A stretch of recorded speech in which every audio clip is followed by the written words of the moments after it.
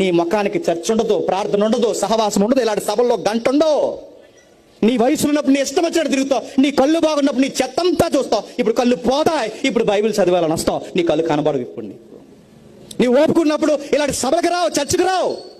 కూలి పనులు, వ్యాపారం, అది ఇది సంపాదన పోగేసుకోవడం అని తిరుగుతావు. ఇప్పుడు వయసు అంతా అయిపోయింది, ఇప్పుడు చర్చకు వచ్చి కూర్చుందంటావు. నిన్ను ఎవడు మోసుకొస్తాడు చర్చకి అని అడుగుతున్నాను నేను. అయిపోయావు. ఒక పాట కానీ, ఒక ప్రార్థన కానీ, ఒక బైబిల్ చదువు కానీ, 60 ఏళ్ళ బతుకులో నీకు దేవుడు అని ఒక్కటి చూపించు.